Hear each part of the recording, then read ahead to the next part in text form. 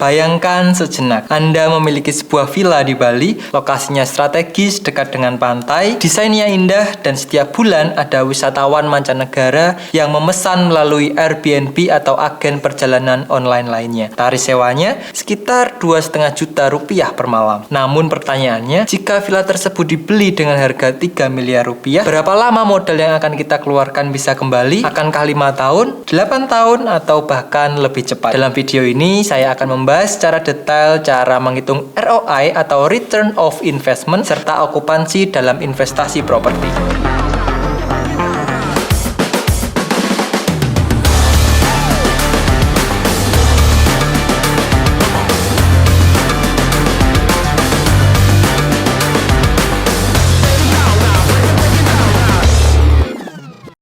Untuk memudahkan, kita akan menggunakan contoh simulasi pembelian villa di Bali, sehingga Anda dapat melihat gambaran nyata potensi keuntungan dari investasi jenis ini. Bali adalah destinasi wisata kelas dunia. Jutaan wisatawan baik domestik maupun internasional datang setiap tahunnya. Hal ini menjadikan Bali salah satu magnet investasi properti terbesar di Indonesia. Namun banyak orang terjun ke dunia properti hanya karena tergiur cerita manis orang lain. Misalnya mendengar bahwa sebuah villa selalu penuh disewa turis asing, atau ada yang mengklaim balik modal hanya dalam waktu 5 tahun. Sayangnya tidak semua benar-benar melakukan perhitungan yang matang. Tanpa pemahaman mengenai ROI atau okupansi, investasi bisa salah arah, salah hitung biaya, salah estimasi tingkat keterisian, atau bahkan salah pilih lokasi bisa membuat hasil jauh dari ekspektasi. Oleh karena itu, perhitungan ROI dan okupansi bukan sekedar teori, tetapi menjadi dasar penting agar keputusan investasi lebih terukur. Sebelum masuk ke studi kasus, mari kita pahami dulu dua istilah utama, ROI dan okupansi. ROI atau Return of Investment adalah ukuran seberapa cepat modal yang kita keluarkan kembali dari hasil pendapatan properti. Rumus sederhananya adalah ROI sama dengan pendapatan bersih tahunan dibagi harga properti dikali 100%. Sedangkan okupansi atau occupancy rate adalah persentase keterisian properti dalam satu periode. Misalnya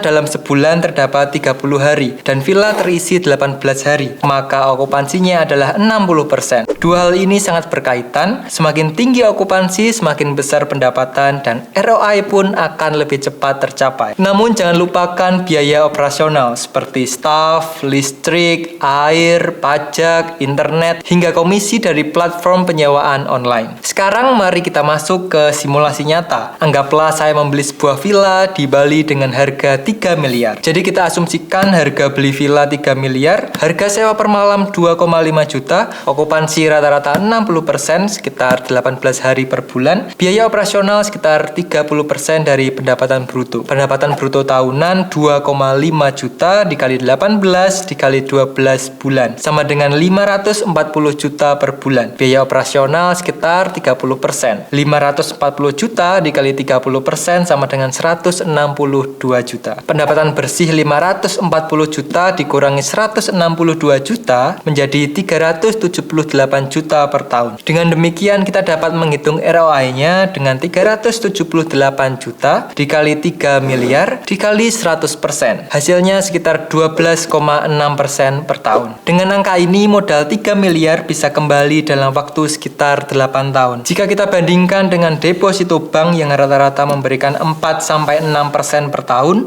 atau bahkan saham blue chip yang bisa menghasilkan 10-12% per tahun, maka ROI 12,6% dari villa di Bali ini tetap sangat kompetitif. Dari simulasi ini kita dapat melihat bahwa investasi villa di Bali mampu memberikan ROI yang cukup menarik. Namun tentu saja hasil sebenarnya sangat bergantung pada lokasi, desain villa, dan manajemen operasional. Apabila okupansi lebih tinggi, misalnya 70-80%, maka ROI bisa naik signifikan dan waktu balik modal lebih cepat. Sebaliknya, pada musim sepi atau ketika terjadi krisis global, okupansi bisa menurun, sehingga ROI bisa berkurang. Meskipun demikian, properti di Bali memiliki nilai tambah yang unik. Selain sebagai instrumen finansial, villa juga bisa digunakan untuk kepentingan pribadi. Bayangkan Anda bisa berlibur di Bali menggunakan properti sendiri, sekaligus menghasilkan pendapatan ketika villa tersebut disewakan. Dengan kata lain, investasi villa villa bukan hanya tentang keuntungan, tapi juga tentang gaya hidup dan kepemilikan aset berharga di destinasi wisata kelas dunia. Dari perhitungan tadi, dengan harga villa 3 miliar dan tarif 2,